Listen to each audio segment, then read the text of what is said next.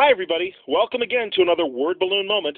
This is John Suntress, and you are looking at the Word Balloon magazine. It came out in 2006, a year after I had started the podcast. What is the Word Balloon magazine?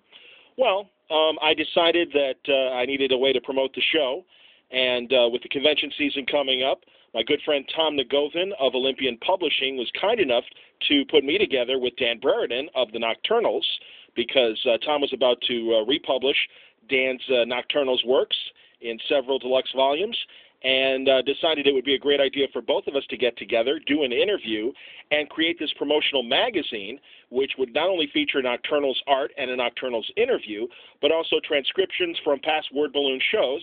And I hit up some of my former guests to provide some art, and the result was what you're looking at right now, the Word Balloon magazine. Let's flip it open, shall we? Why not? Here we go.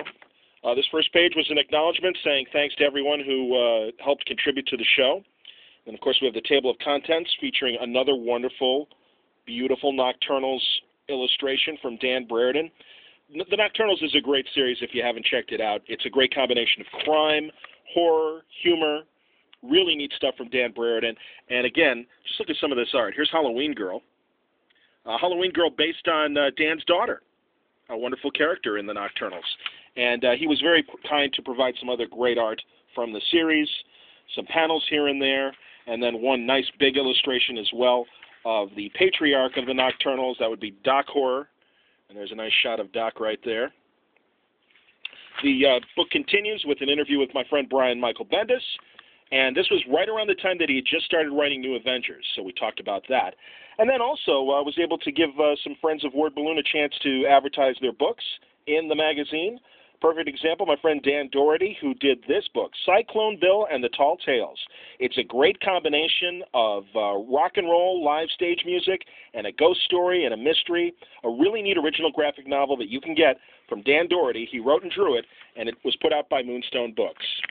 We continue with a classic. How about Walter Simonson? That's right, the writer-artist who did such amazing work on Thor, the Fantastic Four, was half responsible for bringing Dr. Fate into the modern age with Marty Pascal.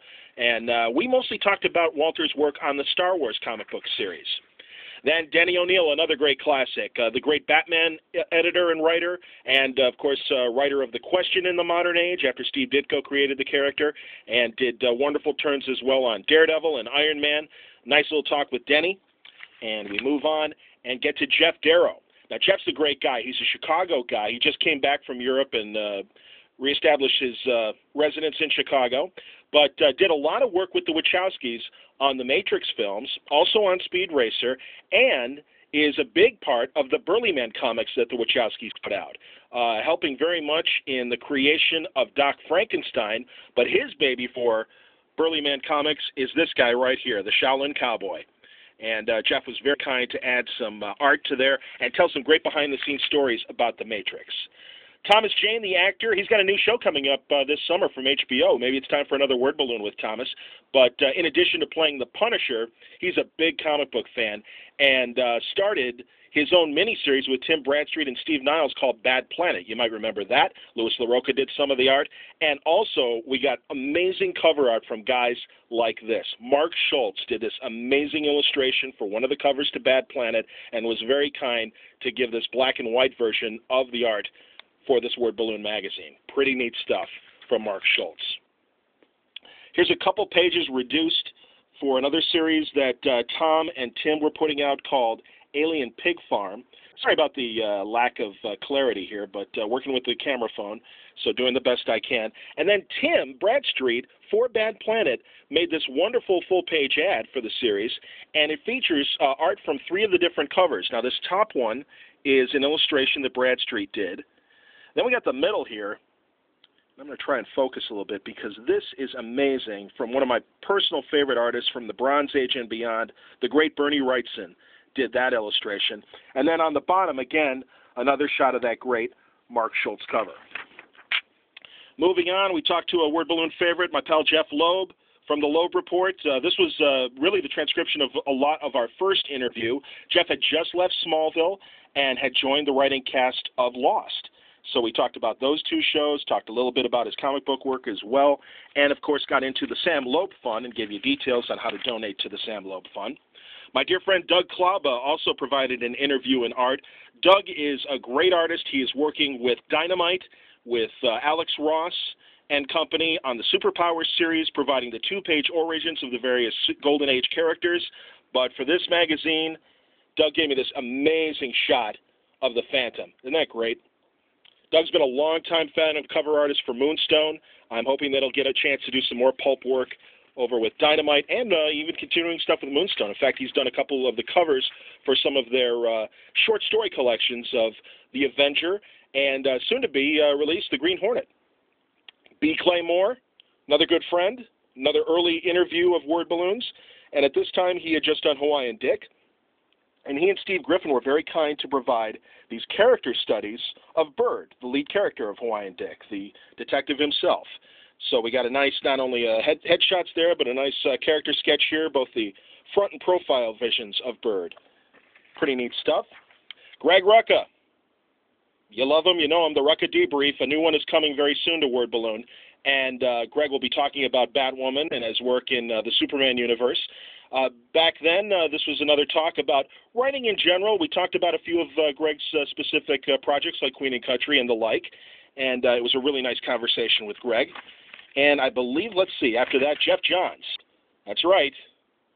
One of the cornerstones of the DC universe. Jeff is carrying the load, and we had a very nice conversation mostly about the Justice League back then in 2006. Some really neat stuff. And I've been handing these out at conventions, and I will continue to do so. I've got a few hundred left. Alan Heinberg. A good guy who helped create the Young Avengers, but of course you may know him from his TV work on Grey's Anatomy. We had a nice interview here.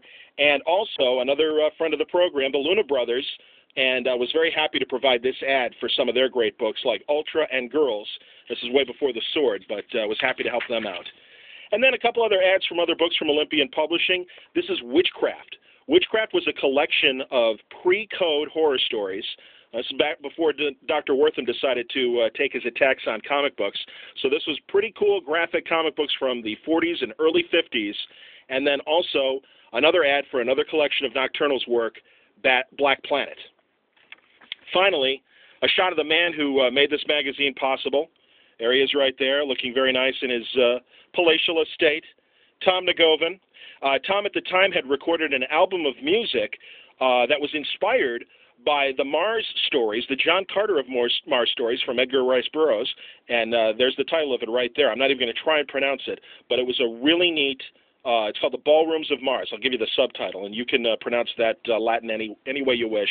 But thank you, Tom Nagovin, and thank you, everyone, for helping to make Word Balloon what it is. And there it is again, the Word Balloon magazine.